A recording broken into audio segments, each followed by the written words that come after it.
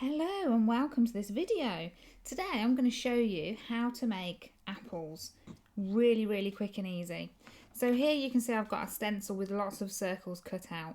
You don't need all of these, you just need one circle. That's going to do the job for you. Now what I'm going to do first is show you how to do the kind of bubble effect. Now I've already put green in here, so I've got a nice green colour ready to work with. Now I'm going to choose the size that I want, which is going to be this one here to start with. I'm going to hold my stencil down and then pull my trigger back gently. Now this is going to get a nice shading around the edge. Put it nice and gently, as you can see. Now when I move that away, you can see I've got this beautiful kind of bubble sphere shape, which is excellent. So now what I'm going to do is show you, I just went around that one nice and gently. I'm going to show you a different way, so I shade the one side slightly darker. So I'm going to hold my stencil down, do exactly the same. So nice and gently. We're going around,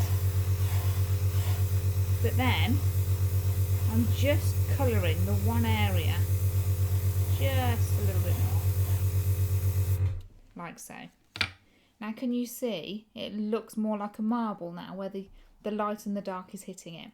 So this is a really good practice technique for you to use. But also creating an apple, we're going to hold the stencil in one place. We're going to move the stencil up about 3/4 of the way. Then get your airbrush and go close to the stencil to draw that fine line. I'm going to start on the actual stencil itself, and then we draw just a little bit of a line, not too much, and then we move it away. And there's our apple. Let's do a bigger one for you and speed it up a little bit.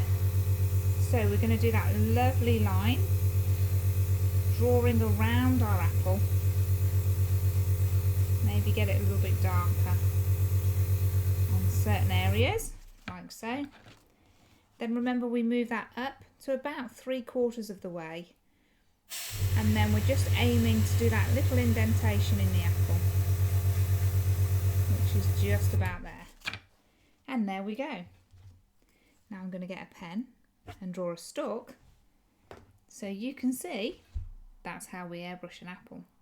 Hope you've enjoyed the video.